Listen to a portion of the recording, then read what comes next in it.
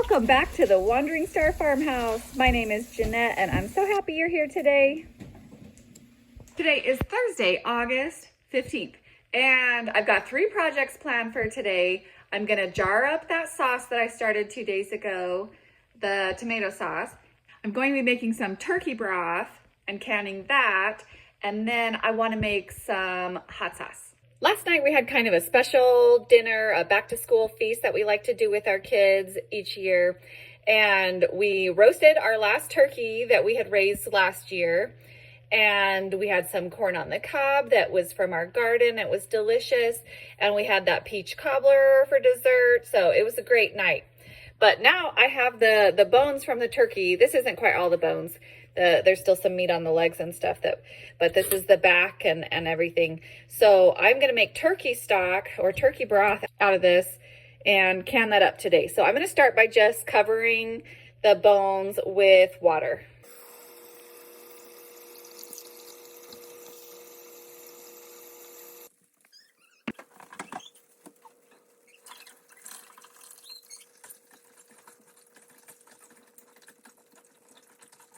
All right, I'm not showing the whole process of my tomato sauce. I did that in the last 2 videos, so not showing the whole process, but I was going to show you today. I'm going to use my toddler reusable lids, and they are a plastic lid, and it's BPA free, and it comes with this rubber ring, and the rubber ring is reusable as well. And you put them on, and you tighten them nice and tight, and then take it back 1/4 inch. Because you have to make sure the air can release while it is processing. But then when you pull them out of the canner, you actually tighten them immediately upon pulling them out. So the toddler lids are BPA free, which is really good, especially when you are having tomato sauce or pickles or things that are high in acids, things that are corrosive. That's the things that you most want to avoid, the BPA lids, when you're canning those.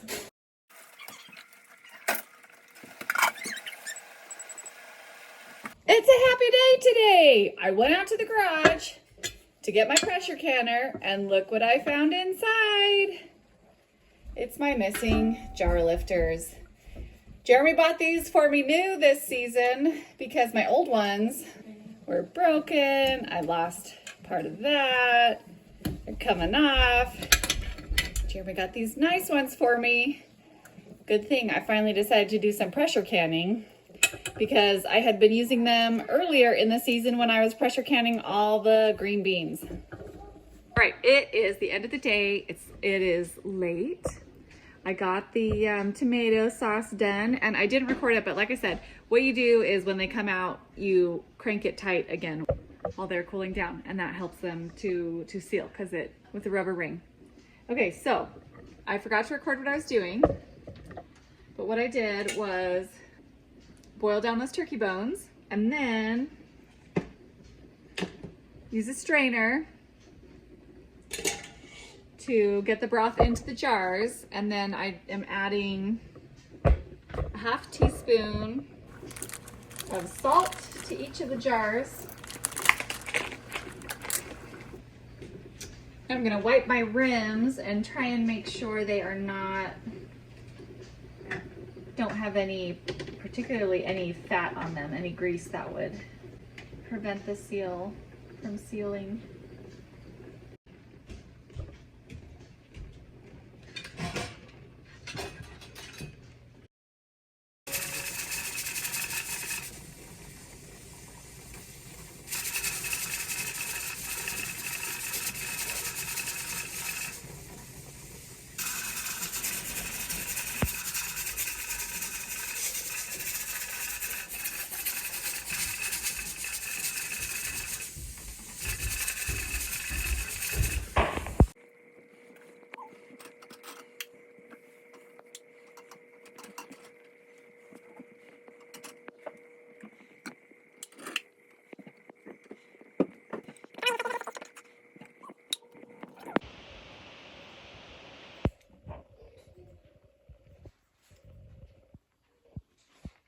You take the rings off and you can lift this by that Tadler lid and it does not come off. It is suctioned on there. And then to open them up, you're supposed to slide a blunt knife in between the jar and the rubber. And they pop up and you wash them and reuse them. Today is Friday, August 16th, and I'm out of canning jars. So there we are. We're at Rural King, gonna get some canning jars. Otherwise, the canning's over.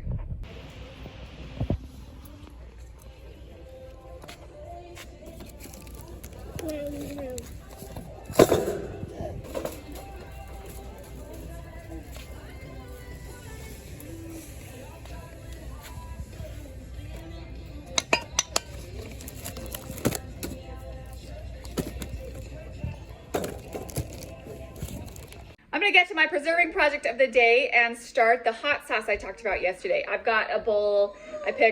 These first peppers I picked are actually banana peppers, so they're kind of a greenish yellow color, but when they ripen all the way, banana peppers either turn like orange and then red, or else they turn purple. And then the same thing with jalapenos. When you leave jalapenos on the bush long enough, they eventually turn red. And so I'm collecting the ones that have turned red to make the hot sauce, because then it makes a really pretty hot sauce.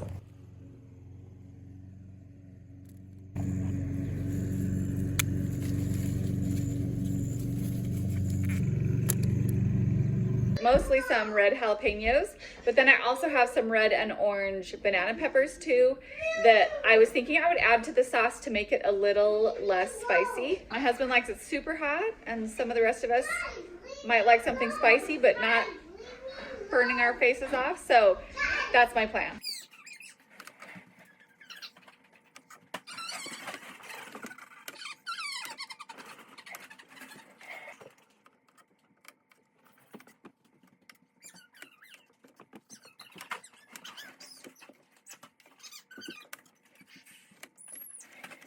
So I got all those peppers in there with a cup of vinegar and a teaspoon, you can use a half to a teaspoon of salt. And now I'm gonna bring that to a boil, and I will cover it and let the peppers boil and soften for about 10 minutes.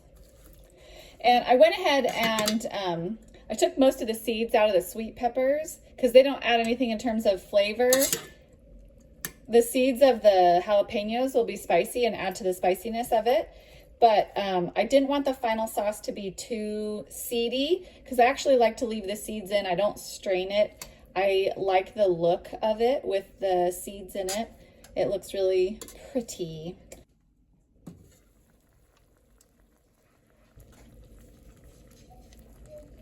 So those peppers are all nice and soft now. So next step is to blend them up with the immersion blender. Okay, the instructions would tell you, don't ever blend boiling hot food with the immersion blender. You have to keep it underneath the level of the liquid, or else it can splatter out.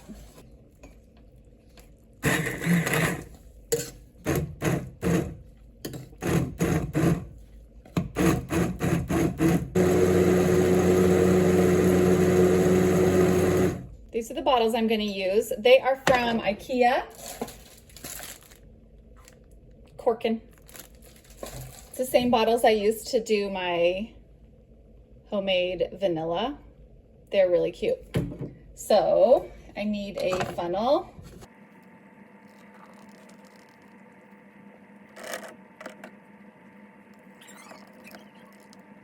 So I actually could have filled up 3 of these Corkin bottles, but the rest of my bottles are being used for vanilla right now. And the sauce does settle a little bit when all the air bubbles work out, so I topped off these bottles and got them put in the fridge. And they will last in the fridge a really long time until they're gone, or until I make some more next year. Today is Monday, August 19th, and I am going to work on braiding my onions today. This weekend I did actually get some more another batch of tomato sauce, 11 jars I think of tomato sauce. So that's what I did this weekend, but today I am going to braid up onions. So they've dried out quite a bit more, but they're not all the way dry. because if they were all the way dry, they might just break apart if I tried to braid them. So I've got a little bit of twine that I will tie the bases together. I'm just braiding up my onions in these bunches of like 9 onions. The thing is, they're so big, they are really heavy. And so I don't really like to put too many more than that on there, or I'm afraid that the weight of the braids will just cause the whole thing to fall apart. So I make them in these bunches of like 9 so that they're not too heavy. And I mix up the different size onions so that if I want to store some of these away, then I have an assortment of sizes on the one that's out so that I can pull whichever size I need.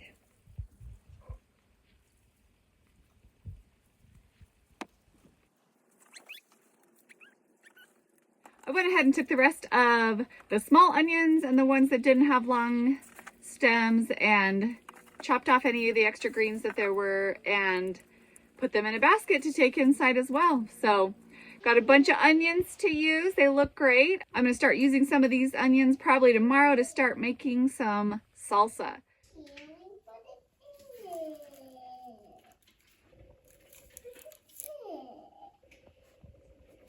I wanted to talk to you for a minute about choosing the canning jars that you're going to use. I am in my canning pantry, which, as some of you may already know, is actually my master closet because